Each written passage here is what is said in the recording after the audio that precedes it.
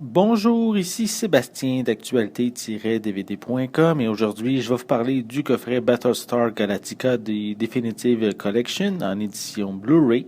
C'est de Glenn A. Larson avec Richard Hatch, Dick Benedict, Lorne Green, Herb Jefferson Jr., John Colico, Laurette Spragne, Terry Carter, Maren Jensen et Noah Hathaway.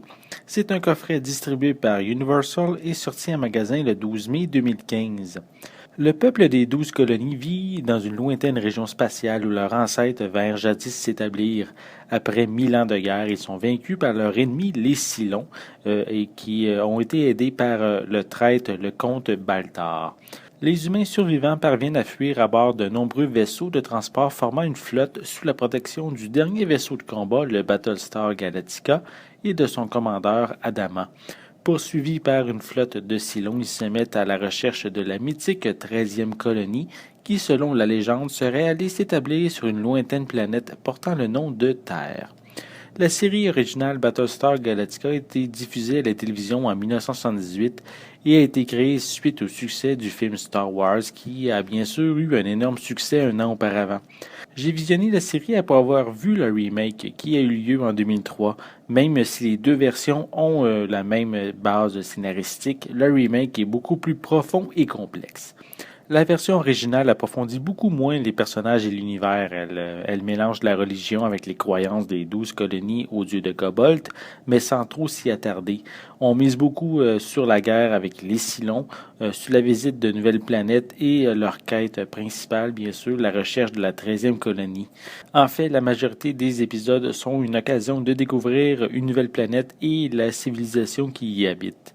Les personnages principaux sont les membres de l'équipage du vaisseau de guerre Galactica, plus spécifiquement le commandant Dama qui a sous sa responsabilité la flotte entière de civils. On a également le capitaine Apollo, chef des pilotes de Viper, qui sont des petits vaisseaux très intéressants visuellement, qui sont utilisés pour attaquer les Cylons. On a également le lieutenant Starbuck, également pilote et ami d'Apollo. C'est un charmeur, on pourrait dire le charmeur de l'équipage, et il s'amuse à courtiser les demoiselles. On retrouve également le lieutenant Boomer, qui est un autre pilote qui aide régulièrement ses collègues lors de situations périlleuses. On peut remarquer que les femmes jouent un second rôle dans cette série. Les plus importantes, soit Cassiope et Athena, sont des compagnes pour Starbuck. Le capitaine Apollo aura également une relation plus sérieuse avec Serena et Boxey, qui est le fils adoptif d'Apollo, lui est présent dans plusieurs épisodes et il permet de voir la guerre via les yeux d'un enfant. Le personnage est intéressant, mais c'est son chien qui est un chien robot qui est tout à fait ridicule et énervant vraiment à la longue. Comme méchant principal, il y a bien sûr les Cylons, des robots cherchant à détruire l'humanité, qui sont, disons-le, assez stupides. On se demande comment ils ont réussi à détruire les 12 colonies, avec surtout leur look préhistorique et leur armure brillante, mais ils sont assez ridicules. On retrouve aussi le comte Baltar, un homme ayant trahi son peuple dans le but de diriger sa propre colonie. Sauf que pour lui, les choses ne se passeront pas comme il l'avait prévu et il va être dans l'obligation de continuer à aider les Cylons. Donc c'est un personnage pas très crédible et je trouve qu'il manque de charisme.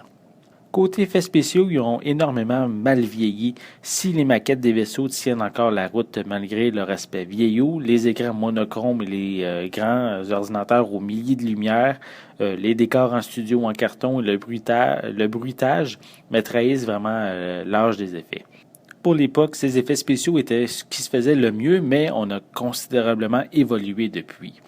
L'année suivante, Galactica 1980, sorte de suite série dérivée voit le jour, espace 30 ans plus tard lorsqu'ils finissent par trouver la Terre. Une suite décevante car assez différente comparativement à la série originale. Presque tous les personnages originaux ont disparu. Les épisodes se déroulent essentiellement sur Terre, ce qui est loin du space opéra du début de la série. Les histoires sont généralement ennuyeuses et l'effet visuel vraiment bas de gamme. Cet ensemble aura pour effet justement que la série va être annulée après seulement 10 épisodes. Seul le dernier épisode vaut vraiment la peine d'être vu pour justement le retour d'un personnage fort apprécié des fans. Visuellement, cette édition Blu-ray propose un transfert en haute définition assez bon en général, malgré que plusieurs scènes présentent une image assez granuleuse comparativement à d'autres qui sont assez claires. Le coffret contient 5 pochettes indépendantes, comprenant dans le premier le pilote qui s'intitule Battlestar Galactica, la bataille de l'espace, édition 35e anniversaire. La seconde pochette contient la série originale en version plein écran. La troisième pochette contient également la série originale, mais en version panoramique.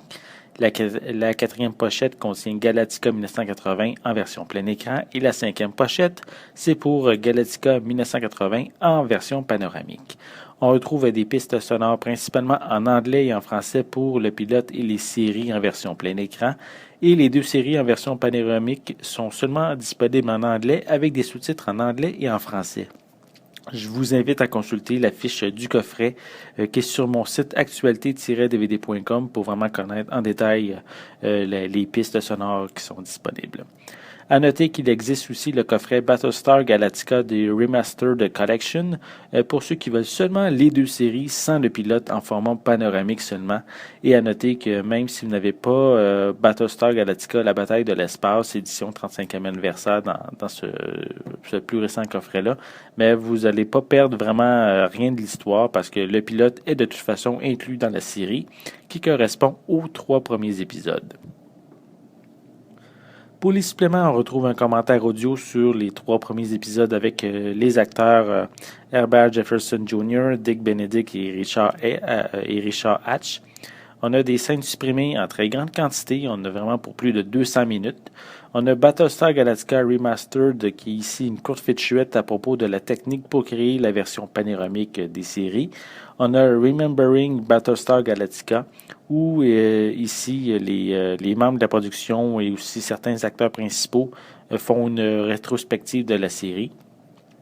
On a Glenn Larson on the Creation of Battlestar Galactica, qui est ici, bien sûr, le créateur de la série, qui parle à propos de la genèse de la série.